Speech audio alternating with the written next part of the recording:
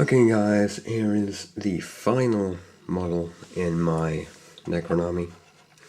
It's the big old Monolith. This is probably going to take a long time, so I'm going to start with the basics for you people who get bored fast. I painted this model in Chaos Black, then I used Snot Green to go around all of the edges, and so you can see it's quite thick along here. Then I used Goblin Green to do all of the very edges along tops things. Tried to make it look a bit like it was glowing, so I didn't want completely straight lines. I wanted it all to, sort of wobble and dip in and out and stuff. The bottom part has been done in, majority is done in black, just Chaos Black, and these bits are done in what I think was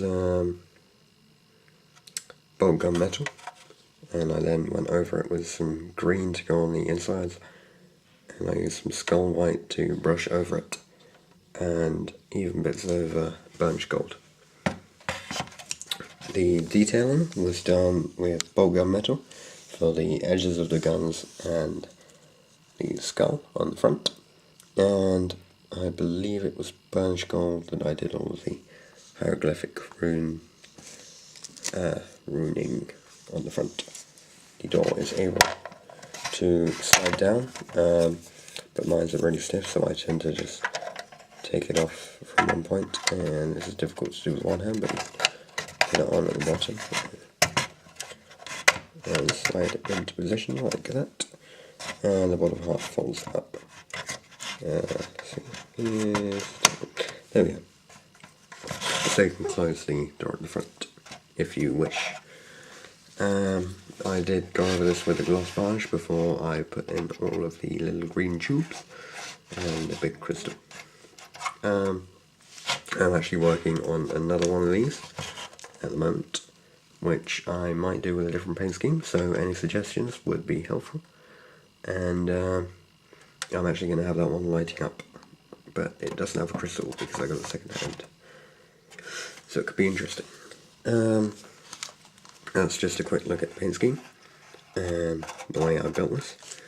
The next thing we're going to talk about is the rules. So anyone who knows anything about Monolith, this is where I will basically just reprove anything you already know, because that's basically what this is. This is just an explanation of the rules associated with the Monolith. So, take a backish shot here. Put those guns facing forwards. And let's talk about the rules. It's made of living metal. So it can respond to enemy attacks, which means that anything which would make its armor value less than 14 does nothing to it. In the same way, if a weapon had extra armor penetration dice, like a monstrous creature was fighting it, so if you had Necron against Necron and the Tomb Spider over here came and attacked the Monolith, it wouldn't get that extra dice roll. Nor would melter guns, things like that. Ordnance weapons would obviously still roll the 2d6 for armor penetration and make the highest score. So basically, any weapon that's fighting this is generally gonna just roll d6 and add the strength. It has the ponderous rule, so it can move up to 6 in a turn, and it can stay still if it wants to, and it will not drift if stunned or shaken. And if immobilized, it's not going to crash, although I don't think that's still associated with the rules of 5th edition, I'm not quite sure. But it will instead sink slowly to the ground and continue to fight from there.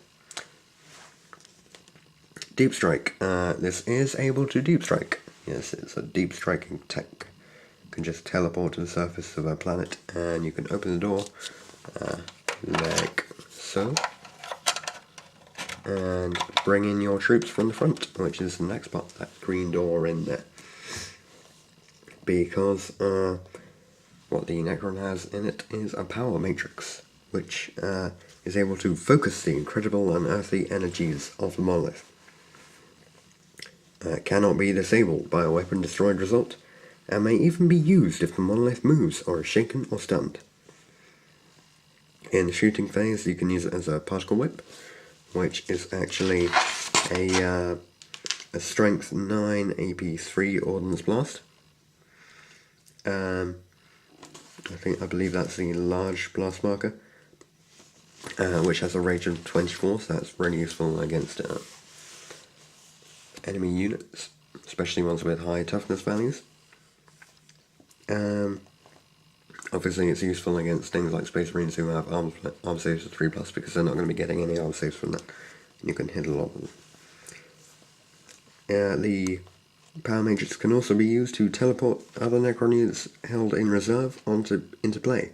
So if you had 10 warriors held in reserve, you could teleport them onto the battlefield, and they would enter the table. They would appear on the tabletop as if they came from the front door.